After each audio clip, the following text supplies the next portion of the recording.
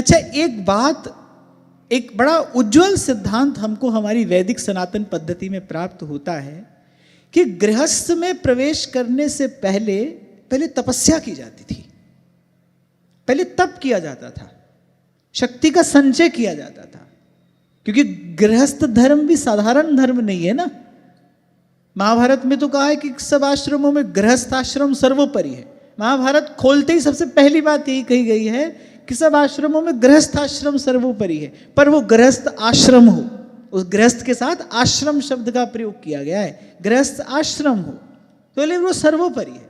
तो पहले कुछ काल तक ब्रह्मचर्य का पालन करके, गुरुजनों की सेवा करके, नियम संयम से रहकर अपने आचरण को पवित्र रख के पहले शक्ति अर्जित की जाती थी। पूर्व में प्रचेताओं के प्रसंग में भी आपने सुना ना, जब उनके पिता ने कहा कि जाओ भाई विवाह करो और अब अपना घर संसार बसाओ, तो उन्होंने कहा ठीक है, पर पहले जाकर भगवान की आराधना करेंगे, पहले जाकर भगवान का भजन करेंगे, क्योंकि गृहस्थी में शक्ति का क्षय होगा, गृहस्थ में शक्ति का क्षय होगा।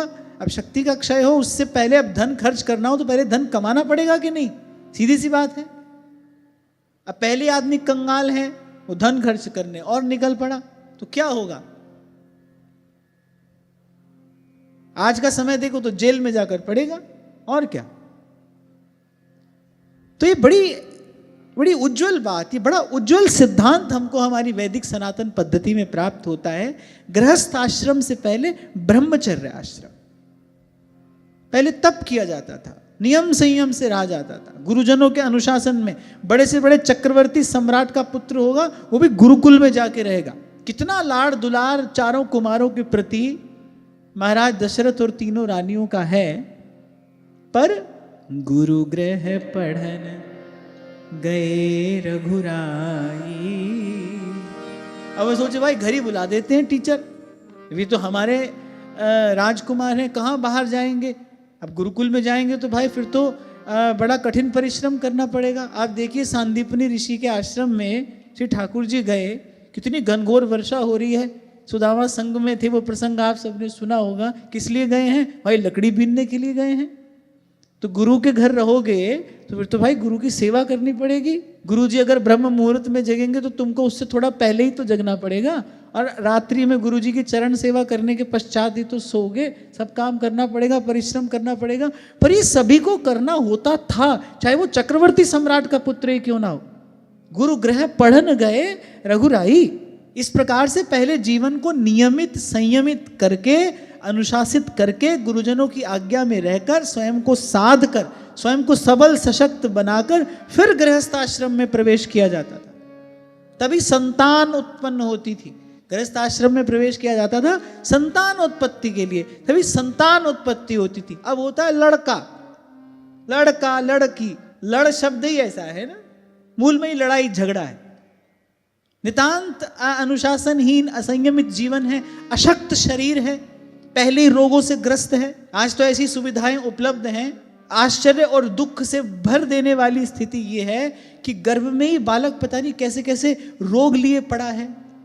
रोगी बालक जन्म लेता है, कैसे कैसे रोग, विचित्र विचित्र रोग जो कभी पहले कहने सुनने में नहीं आते थे। ये सबके मूल में क्या है? इस सबके मूल में असंयमित जीवन शैली है, अशक्त व्यक्ति है, वो गृहस्थ धर्म का निर्वाह करने योग्य है नहीं, गृहस्थ आश्रम का निर्वाह करने की योग्यता उसमें है नहीं। महाभारत धर्म ग्रंथ है, आपको कभी अवसर मिले तो आप उसमें पढ़ना। इसीलिए उसमें गृहस्थ आश्रम को सर्वोपरि कहा गया है। आ गए ना दुर्वासा युधिष्ठिर जी के द्वार पर अपने 10,000 शिष्यों को लेके, तुम गृहस्थी हो, तुम्हारे द्वार पर अगर साधु संत अतिथि आया है तो उसका सत्कार करना तुम्हारा धर्म है, नहीं करोगे तो अपने धर्म से च्युत हो जाओगे, समस्त पुण्य तुम्हारा नष्ट हो जाएगा। सांझ हो गई है, आ गए दुर्वासा 10,000 शिष्यों के साथ, क्या करें भाई, अब मैं गृहस्थ हूं, आतिथ्य तो मुझे करना ही पड़ेगा, आप इस कर्तव्य से भाग नहीं सकते।